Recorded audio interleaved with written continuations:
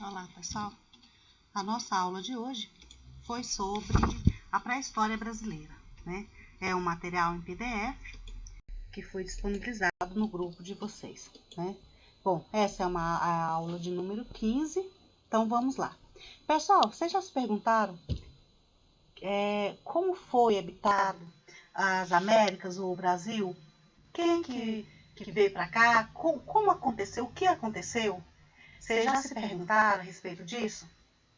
Bom, aqui então nós vamos procurar desvendar, responder um pouquinho sobre essa situação do Brasil, tá?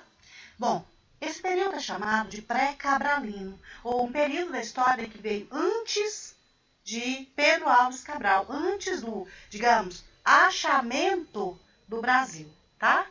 Aqui então, quem que habitava aqui antes? Como que esse povo veio parar aqui?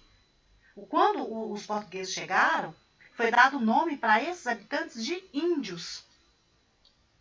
Bom, então, provavelmente, os índios passou por toda uma evolução aqui no Brasil, ok? E habitando, né, várias áreas, perambulando por vários estados, tal, não tinha toda essa divisão, que era terra, era território, né? E assim, cada tribo tinha o seu território, não é mesmo? Bom, então é essa a história que nós vamos agora tratar, beleza? Bom, pessoal, hoje de manhã eu fiz o vídeo, mas não saiu legal, tá? O som não ficou bom, eu tive que desconsiderar, por isso estou gravando essa videoaula, tá joia? Bom, vamos lá então. Aqui nós temos uma imagem, né? Essa imagem, pessoal, é uma pintura de Serra da Capivara, no Piauí, só para ilustrar um pouquinho o que esses índios fizeram, né? Pinturas rupestres, nós temos muitas aqui no Brasil, né? Então aqui, ó, aparece pessoas, né? Um animal, como se estivesse abatendo ou acuando um animal, né? Tem animais um sobre o outro aqui, né? A gente percebe pinturas umas sobre as outras. Aqui também parece um outro animal, né? E nós vamos estar falando um pouco mais sobre esse tipo de pintura do Brasil, tá? Bom, aqui eu tenho então um Brasil que data provavelmente de uma ocupação humana desde 12 mil anos atrás, né? Aqui nós vamos observar também em que esses primeiros homens, eles poderão, né, de repente eles saíram da África com destino, então, migrando, procurando alimentos em outro local. Eu vou contar para vocês uma das suposições mais aceitas, tá? E eu vou explicar por quê. Dentro da história, né, também é falado essa teoria aqui, tá joia? É a teoria em que eles passaram pelo Estreito de Bering. Olha o mapa aqui embaixo. Aqui eu tenho, então, Américas, né? O América do Sul, Brasil, tal, faz parte aqui. América Central, América do Norte. Aqui nós temos Canadá, né? Estados Unidos está aqui, Canadá. E aqui eu tenho o Alasca, que é um território americano. Tá. O Estreito de Bering, ele fica entre, então, o Alasca e aqui o norte da Europa, tá? A parte da Ásia, né? Aqui eu tenho o Oriente, eu tenho a África aqui, tal, né? Então, o homem provavelmente saiu. Olha as datas, né? Saiu da África, caminhando. Ele pode ter saído, vindo para cá, andado até aqui, pode, né?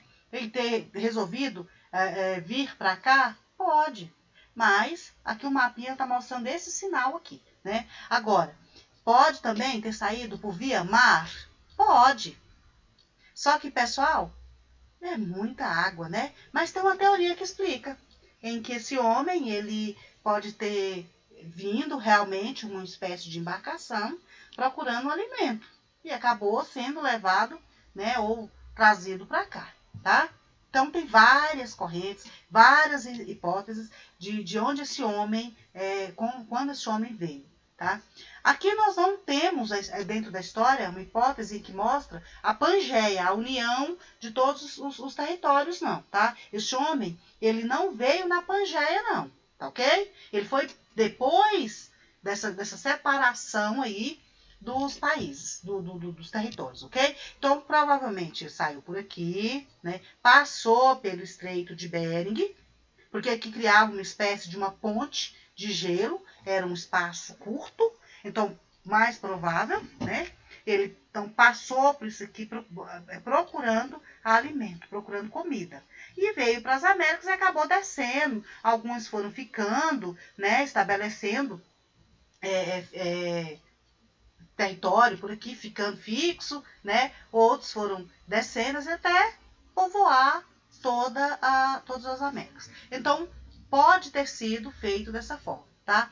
Aqui nós temos, então, algumas correntes que mostram pelo Estreito de Bering. Aqui fala pela rota do Pacífico, né? Aqui mostrando, então, navegando pela Patagônia, né? Até chegar na região do Brasil, tá? Então, podemos ter várias hipóteses aí de como esse homem chegou no Brasil. Não tem como definir, pessoal. Nós estamos falando de um período em que não tinha escrita. Então, se não tinha escrita ainda, fica complicado, né, para o homem definir. Bom, a escrita de papel, mostrando dados, essa coisa toda. Porque a escrita em forma de desenho, nas cavernas, ou fogueiras, isso tinha, né? Esse homem tem relatos no Brasil, em Minas Gerais também, de habitar a caverna, de ter um fogão, né, uma fogueira ali dentro para assar alimentos, ossos que não são de humanos, mas que são ossos de animais, então, que eles se alimentavam ali, tá joia? Bom, características dos primeiros habitantes no Brasil. Nós vamos ter, então, homens com características de caçadores, grupos que são caçadores, povos agricultores e povos do litoral. Os povos caçadores e coletores são os primeiros. E esses povos, então, pessoal, eles procuravam os alimentos na natureza em si. Lembrando que eles podem ter dado, sim, deu origem, sim, às tribos indígenas, tá?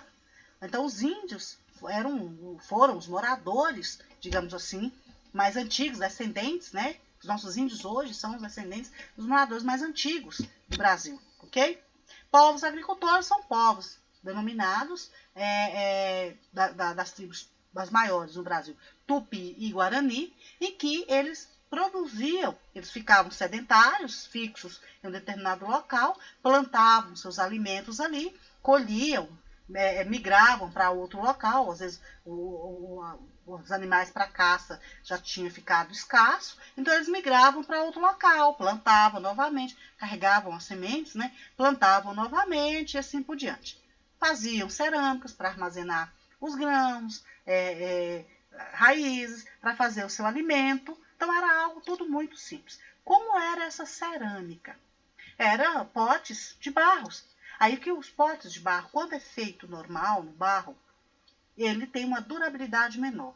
Se pega esse barro e faz um forno, né, e leva esse pote para dentro para cozinhar abafado, esse pote tem uma durabilidade maior, inclusive para reservar até leite, líquidos de uma maneira geral, tá?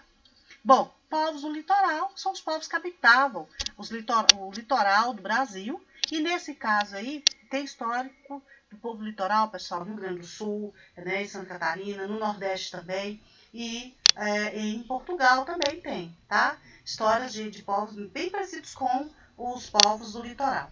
E eles faziam os sambaquis. Bem interessante essa história dos sambaquis, porque os sambaquis era tudo que eles consumiam, que eles alimentavam, era depositado em um local, formando uma espécie de lixo. Então ia acumulando. E esse lixo ia crescendo, ia formando o quê? Uma espécie de uma serra, de uma montanha. Só que esse lixo, como eu disse, era sagrado.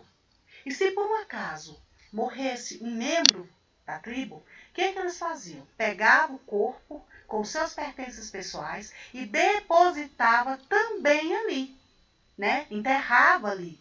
Então, por isso que eu disse, considerado um lixo sagrado. Só que nós não podemos falar um lixo comum. Hoje na aula alguém citou um exemplo de queimar. Não.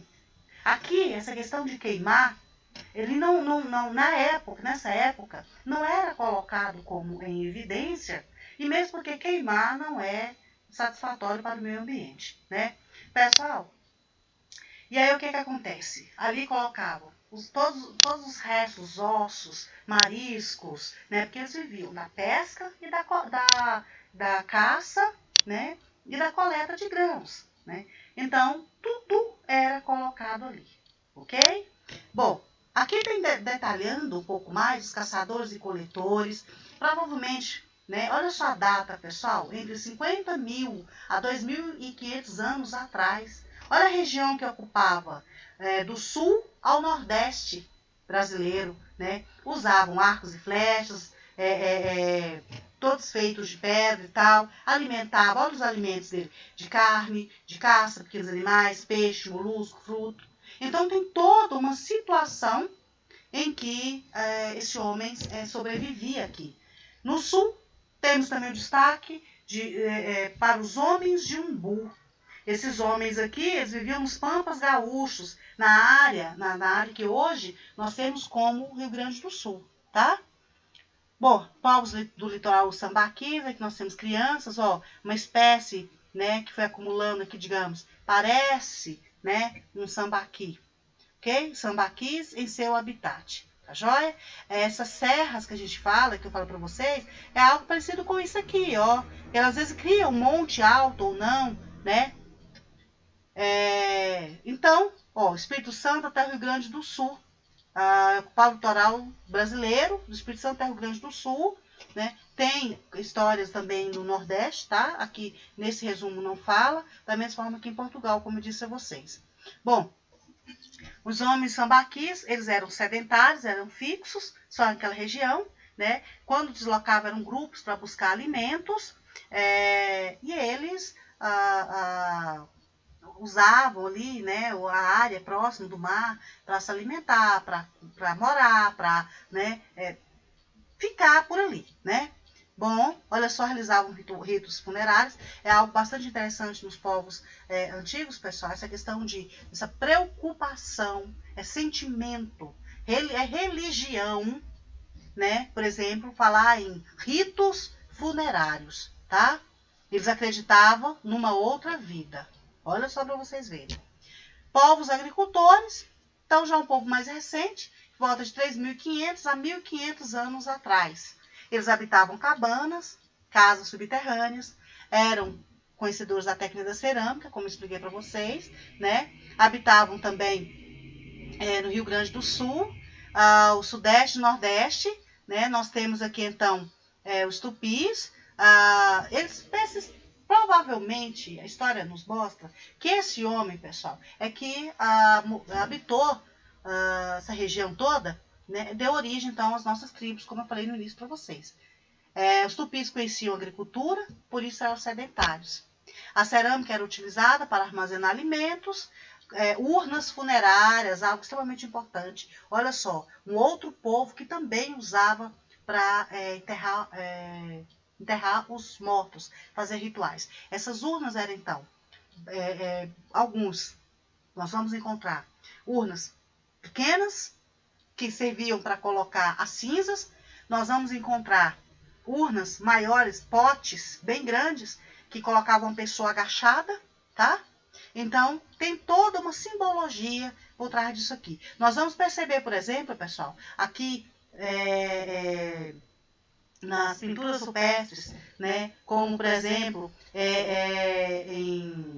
na Serra da Capivara, olha só o tanto de parques, tá? Locais onde tem sítios arqueológicos, tá? Nós vamos perceber, por exemplo, pessoal, a urna grande com um esqueleto dentro, né, misturado com terra e tal, ok? Bom, aqui nós temos uma pintura em Catibaú, em Pernambuco, né? Buqueirão da Pedra Furada, Lagoa Santa. Nós vamos encontrar vários indícios desse homem por aqui. Olha só o fóssil de Luzia, provavelmente datado de 12.000 a 13.000 anos, entre 12.500 a 13.000 anos, né? Provavelmente Luzia habitou essa área aí, né? Em Minas Gerais, Então, Minas, nós temos muitos sítios arqueológicos, tá? Em Lagoa Santa, né, foi achado um homem de Lagoa Santa que teve vivido por volta de 12.000 anos. Pessoal, em Lagoa Santa foi encontrado dentro de uma gruta, uma caverna, muitos fósseis. Fala-se mais ou menos em torno de 30 fósseis entre adultos e crianças, e provavelmente o que aconteceu? Deve ter tido um deslizamento, chuva, alguma coisa, e fechou, lacrou essa porta. Então as pessoas morreram ali dentro, tá? Olha só, Boqueirão da Pedra Furada, 48.000 anos, né? Piauí, a presença de facas, machados, fogueiras. Bom, aqui a gente vai entrar em uma certa contradição. Tudo isso aqui, pessoal, nós vamos detalhar. Essa introdução parece um pouco de história, mas é arte, tá? Nosso assunto, nossa aula é de arte.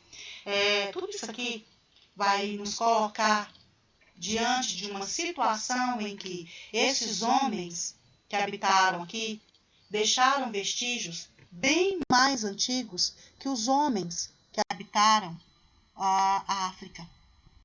Mas o que acontece? Por que a história ela é escrita dessa forma? Não mudou, não deu uma reviravolta. Porque quem contou a história da civilização humana foi a Europa. Mudar tudo isso aqui